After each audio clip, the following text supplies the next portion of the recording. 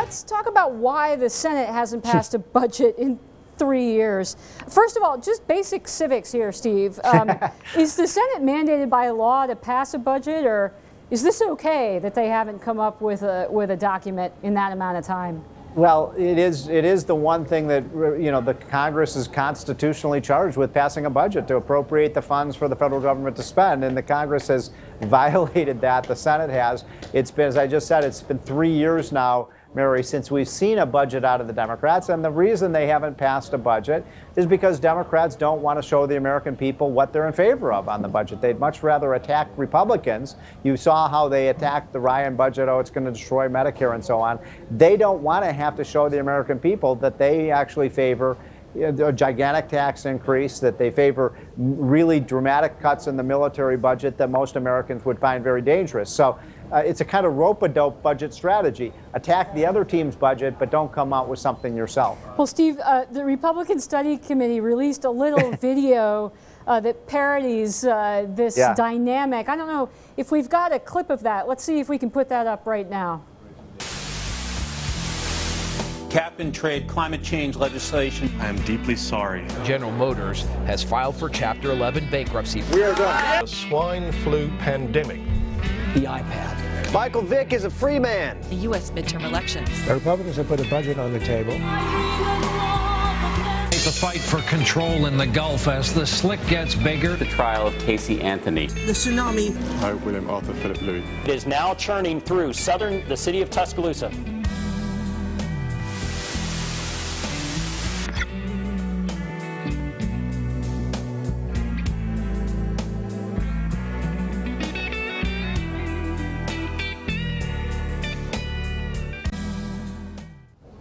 So that was the Republican Study Committee video on everything that has happened since the Senate has passed a budget. How effective do you think this is for Republicans, Steve, this kind of ad? I thought it was a very clever little 30-second ad. I thought it was, you know, to imagine that, you know, Michael Jackson was still alive and Michael Vick was still in jail the last time that the Democrats passed a budget. I think it really helps identify for people how long it really has been since we've seen a budget.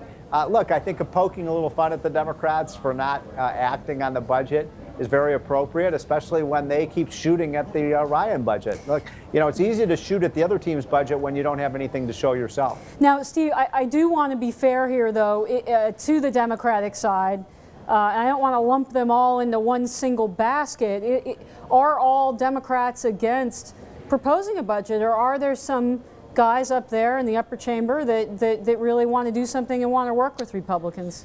Not that many. I mean, what's going on right now in the Senate right now is that because we've got these elections coming in November with Democrats having a lot of seats to protect, they don't want to have to walk down that plank and have to vote for a budget. So that's a big problem. It's preventing any kind of bipartisan deal. There was a time last year, Mary, when the Senate came forward with a budget that had major tax increases in it, and it got shot down so fast they just closed the books on it and they didn't even let it see the light of day. So I don't think we're going to see, Mary, the bottom line here is I don't think we're going to see a budget this year out of the Democrats again out of the Senate. We're going to go forward with the budget process without any kind of budget blueprint. Steve, real quick, I've got maybe 15 seconds left. If that happens and we have to start, the government has to start funding itself incrementally, could we see another budget battle, or do you think these guys just want to get to the election? Yeah, there will be a budget battle just in terms of the prioritizing of spending, but there's not going to be a shutdown of the government this year. Nobody ever shuts down the government in an election year. Okay. Well, that's probably good news to a lot of viewers out there. Let's hope that the Paul Ryan budget, if and when it passes the House and goes to the Senate, gets at least a good hearing. Will it? Yes or no, Steve? Get a hearing out of the Senate? Yeah, but I don't think it's going to get anywhere near 51 votes. Okay, well, that's the final word then.